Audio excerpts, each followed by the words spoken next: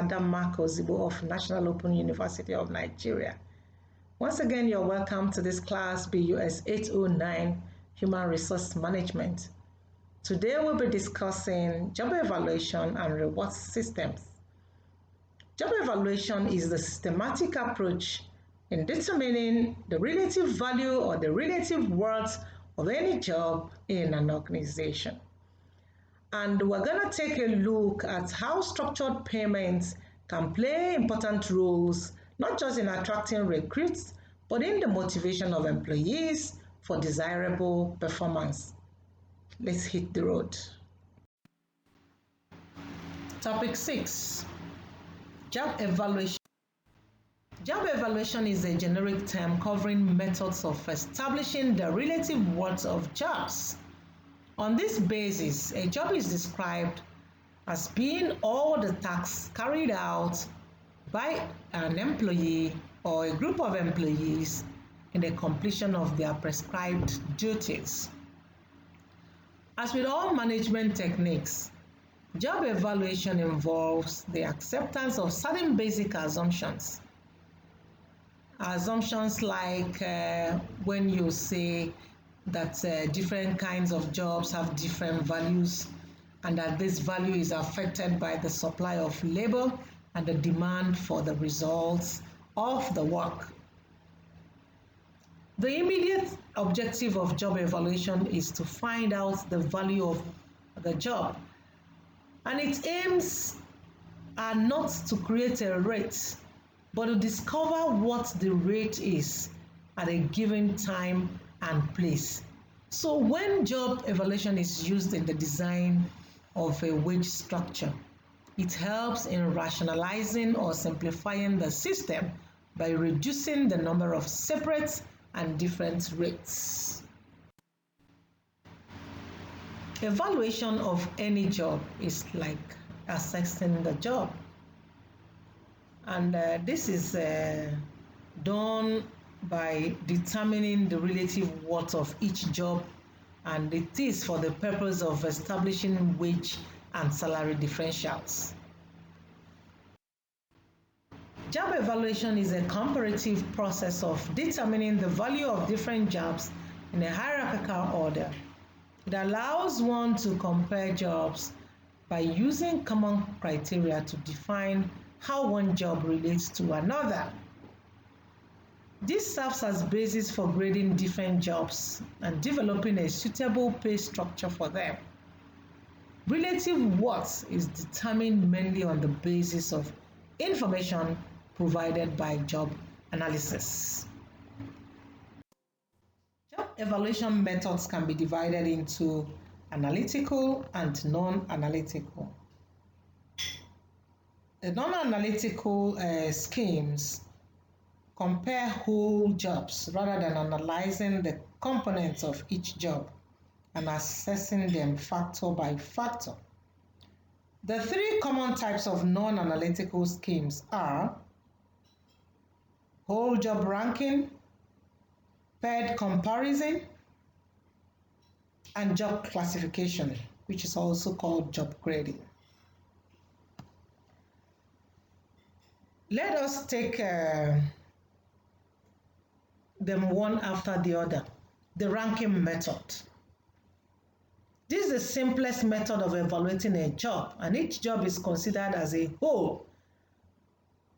An overall view is taken of the demands of the job and its combination to the organization. There is no detailed analysis on examination of the individual components of the job.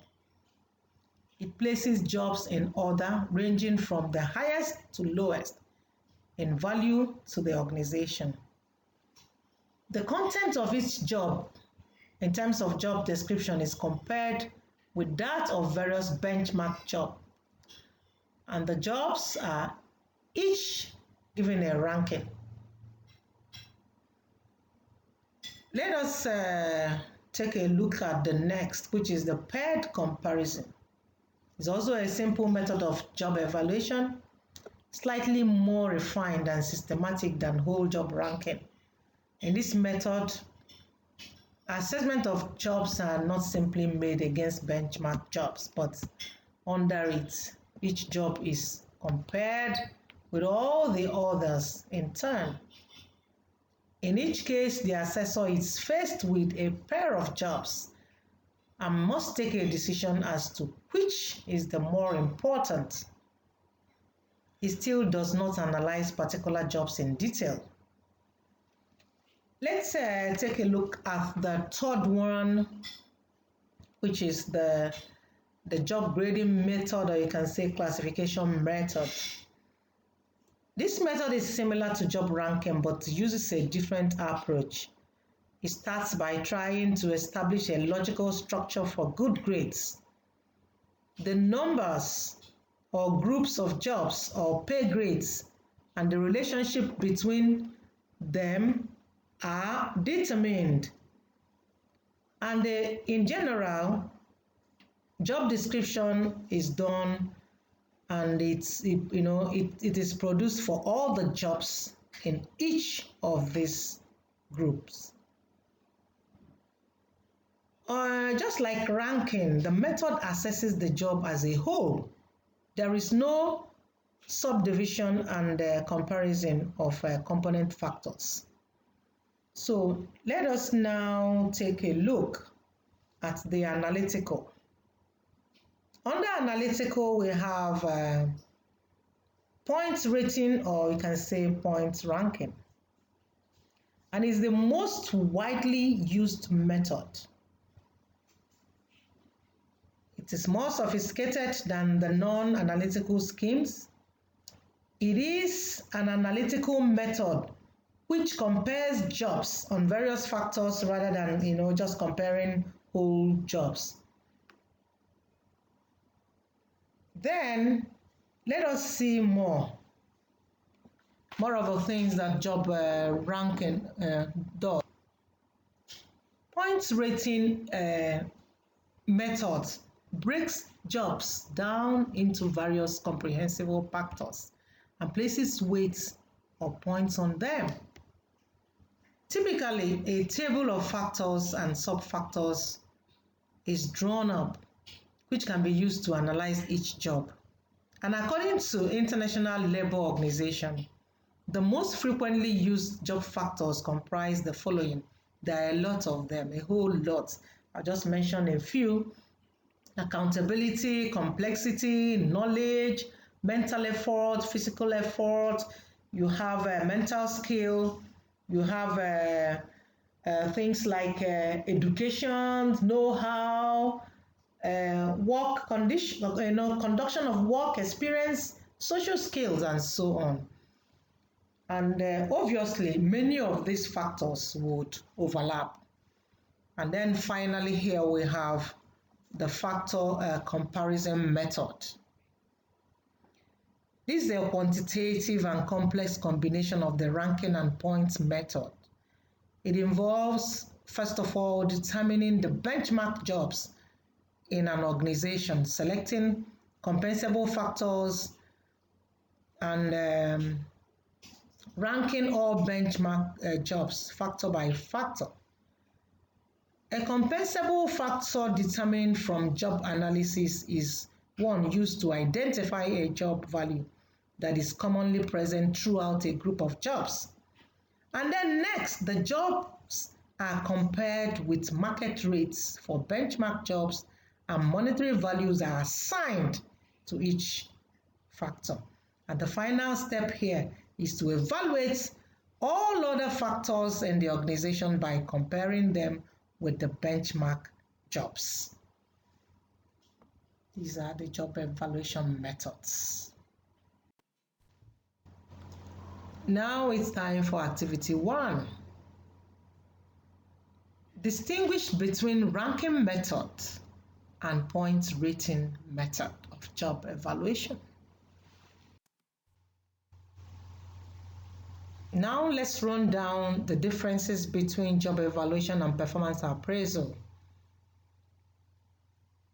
Job evaluation rates a job, while performance appraisal rates a job holder.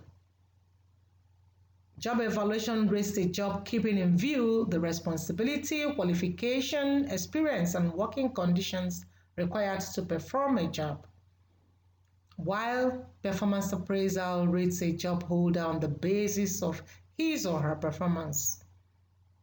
On the job evaluation, we find the purpose to be determining wage levels for different jobs. But under performance appraisal, this is done for the purpose of giving effect to promotions, transfers, rewards, and so on. A job is rated before an employee is appointed to hold it under job evaluation. But under performance appraisal, it is evaluated only after the employee has been hired and placed on a job. Conducting job evaluation is not compulsory, but it is compulsory to conduct performance appraisal on a regular basis. Job evaluation is done by a committee consisting of internal and external experts, while performance appraisal is done by employees and supervisors or a combination of both.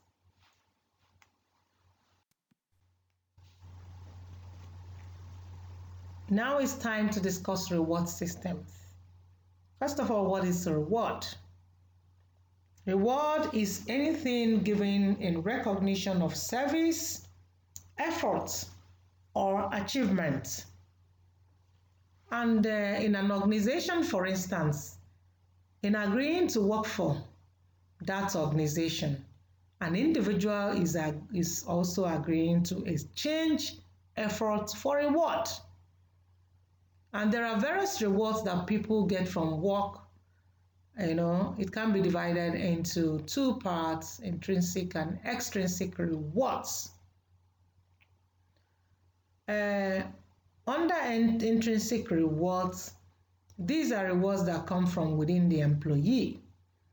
An employee who is motivated intrinsically is working for his or her own satisfaction and may value challenging work that he perceives to be meaningful to the company. On the other hand, an extrinsic reward is a tangible and visible reward given to an individual or an employee for achieving something. They usually have a monetary value such as bonuses, awards, public recognition, and so on. Components of rewards, or you can say components of compensation. We have wages and salaries, allowances, incentives and performance-based pay, and fringe benefits, or you can say perquisites. Wages mark hourly rates of pay, while salaries mark the monthly pay rate.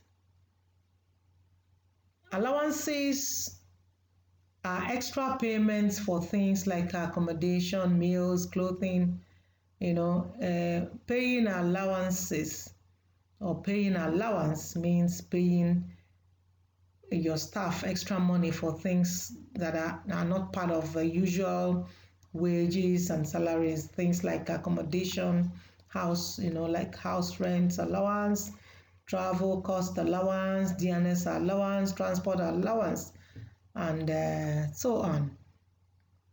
Then we have incentives and performance-based pay. Incentive compensation is performance related. It's used to encourage employees to work harder and to do better. Both individual and group incentives are applicable in most cases. You have bonuses, gain sharing, commissions on sale, and what have you. And then we have fringe benefits. Fringe benefits include employee benefits such as medical care, hospitalization, accident relief. You have health and group insurance, canteen, recreation, and so on. It even includes a company car and so on. Yeah. Some of the elements that can be included in a reward system are the time and flat rate systems, annual increments, collective bargaining, performance-related pay, and profit sharing. Let's start with the time and flat rate systems. These are used in many organizations to link pay to the work done. And pay is usually expressed as an hourly, weekly, or annual rate. We also should note here that jobs are usually graded according to difficulty or the risks involved, or you can say the skills needed or the degree of responsibility.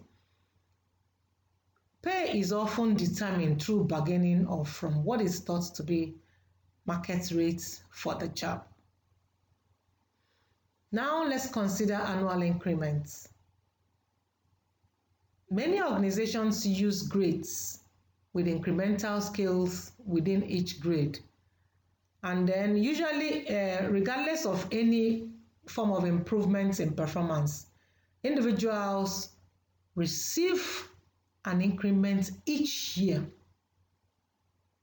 And these increments may be regarded as a reward for long service. It may also be linked to performance. Next is collective bargaining. The room for discussion is really designing pay policies, and it may be limited to agreements with trade unions or other organizations representing employees. And we all know that in many organizations, collective bargaining is between management and employee representatives, and it takes care of negotiations over pay rises. It also includes formal discussions about working conditions. And then performance-related pay, PRP. PRP refers to a range of payment systems which share the common characteristics of linking employees' income to either their own performance or that of the group, and it may even be that of the organization as a whole. So particular forms of PRP may include piecework, which is work paid for according to amounts produced, or merit pay, that's performance-related pay, or you can say profits-related, or it can be profit-related pay. Then finally, we have profit sharing. And this is a system in which the proportion of organizational profits are distributed to employees. Typically, the proportion of the profits distributed to employees is agreed upon by the end of the year before distribution. And the various ways to share profits to employees include equal payment to all employees. It may be called employment earnings, years of service, contributions, or performance.